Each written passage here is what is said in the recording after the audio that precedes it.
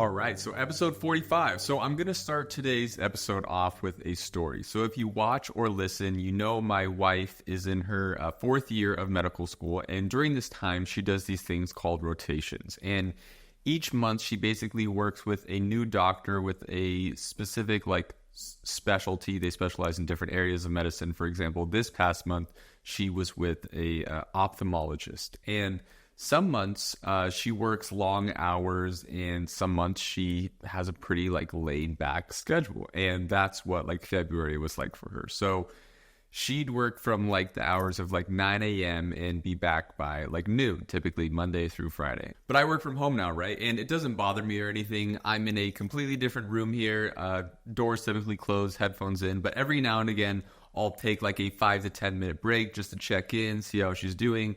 But sometimes as I'm working, I can hear the TV on in the living room. And since she's had a little bit more time than usual, since she's been home and had a light schedule, she started watching the latest season of Love is Blind. And I'm working in the other room, right? And sometimes I can't help but tune out the audio on the TV. And so every time I come out of my room for a little break, I'll ask her questions what's this person's deal, or this guy sounds like an idiot. And with every remark I make, I ended up getting a little bit more backstory on the characters, right? On what's going on in the show. And then I'd go back in my office and work some more. Eventually, I'm now just watching the show with her, right? I'm completely ingrained in all the details. Chelsea is a fucking nut job.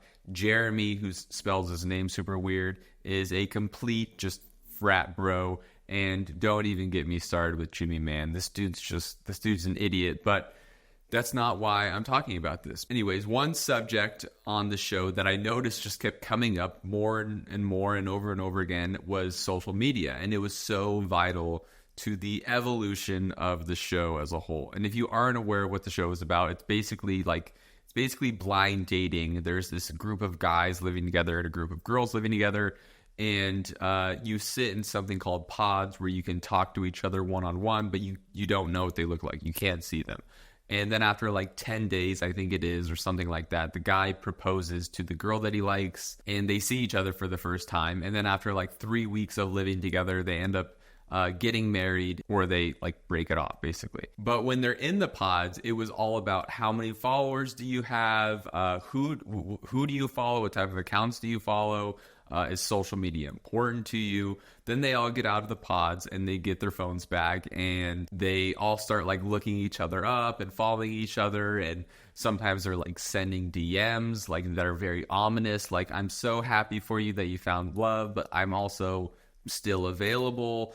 And this just created so much drama, and it was great, but it all stemmed from social. So today I'm talking about some of the aspects of social media and how it plays into relationships and breakups. So first, let's talk about soft launching versus hard launching a relationship. How do you introduce this person over time, basically into your social media presence? Let me explain really quick what this is. So soft launching starts out by going on say a coffee date and sharing a picture to your story of something the other person's hand or their drink at your table. But you don't tag them or anything like that, but you're letting your followers know that I'm out right now with someone. Who is it? You'll never know. Maybe another date could be a hiking trip, and you take a selfie featuring an undisclosed silhouette of a person walking by your side. Or you go on a movie date and you take a picture of your little ticket stub, and you see the leg of a person next to you holding popcorn, and your followers are whoa, who is this person? And then you start ramping things up a bit. Maybe you take a picture of a sunset, and then you discreetly tag them in the corner. Before you know it, they've made it onto your IG feed, right? And sometimes they're even now in the profile picture. And that's basically what soft launching is. My wife and I just witnessed someone we know transition all the way through the soft launch stages into a full public relationship. And it was exciting to see. But a hard launch is the exact opposite. You go straight from being single to making a post. I am making a public announcement. I'm in a relationship with this person.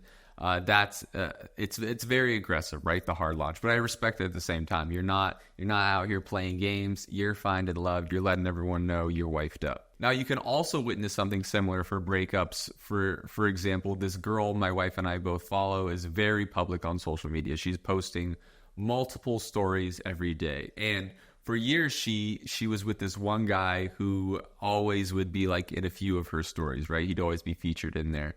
But eventually they got even married too. But recently he stopped showing up as much on her stories. And then after a while, you were like, oh shit, she doesn't have her wedding ring on anymore. And like they must have gotten a divorce, right? And after all of this time, she's never really made like a public announcement about it. Whereas others can make it very known, like they are newly single. Their profile will go from like private to public, or they're posting a lot of pictures like going out with friends maybe, or maybe they're just posting way more in general than they did when they were in a relationship with someone. For me, that's always a big sign of like something is going on, right? If someone is posting way more than they typically do, you know some shit is going on in their life. Do I reach out like and offer support? Hell no. You know, I've got my own problems to deal with, but it's always something to look out for. Related to breakups though, like do you archive the relationship photos on your timeline? Now, from my point of view, if I were to ever do this, like get a divorce, right? I might as well just delete my entire grid. I rarely post pictures as it is, but if I do, I'll post pictures with my wife. And I looked it up, the latest picture that I posted of just myself was in 2021, and she's tagged in the photo. But I think there are a few factors to consider for this one. Like one, will you have anything remaining on your profile, like my situation? Two, how long were you together in a relationship, and how serious was the relationship? Like, for example, married, yes, I think you need to keep the pictures up on your profile. This was a major part of your life. You can't just ignore it.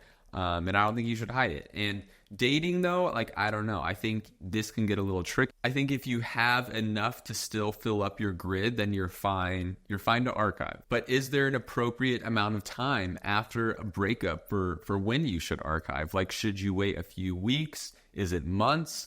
Is it something that you do instantly? If the other person initiates it first, does that give you free reign to then do the same? Is archiving and not deleting posts you still holding on to the relationship? You know, there's all these questions to consider. You also got to think about whenever you are ready to start dating again, everyone is going to be judging you off of your profiles, you know? Like, that's just something you do. Do you want them to potentially stalk your ex as well? Like, early in a relationship, you have to stalk a person's profile. That's just something you got to do. You got to see what they're all about.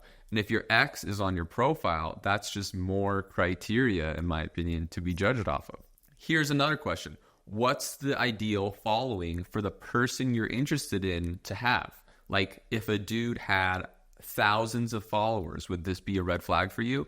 I think it could spark potentially, you know, some jealousy issues in the future. Or would you rather have a person that is not on social media at all? Like, one of my friends has no social media presence whatsoever. I think he's got like a Reddit profile and a YouTube channel, but he doesn't post on the YouTube. He just uses it. I think that's it, which I think makes him sound like a complete serial killer. But at the same time, he just doesn't want to be distracted by social media, which I totally understand, right? He's probably way healthier than I am. But at the same time, he's also single, so I don't know how he meets women. And I actually just had a funny conversation similar to this, though, with my family. So my brother was home from college, and he was telling us about this girl that he thought was cute or something, right? Like, not a big deal at all.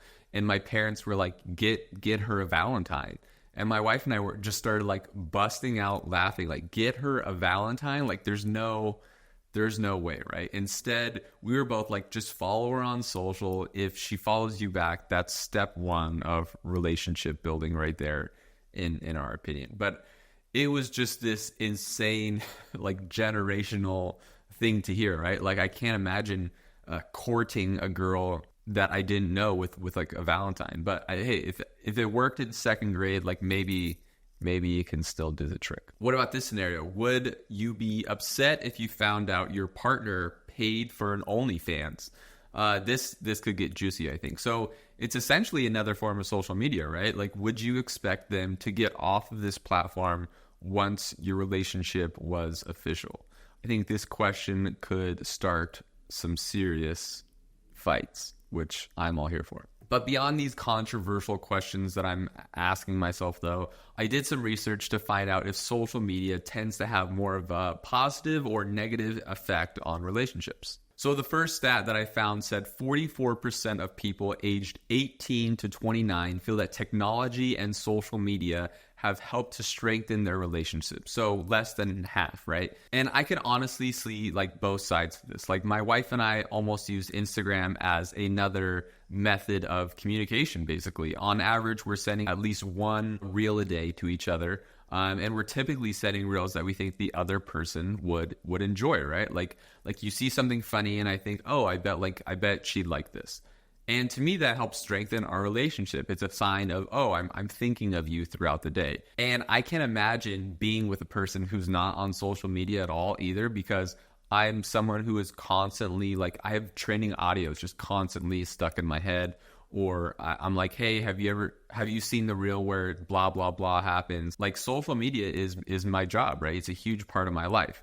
But on the other hand, I can also see it causing a lot of drama. Another statistic revealed that 42% of American teens believe social media fuels the flames of drama in their interpersonal connections and alters the dynamics of their romantic relationships. So I swear to God, like every time I'm scrolling next to my wife, a reel of like a hot chick will come up, and I just can't wait to hear like, who was that? Or what else does she also? She says, you watched that one pretty long, huh?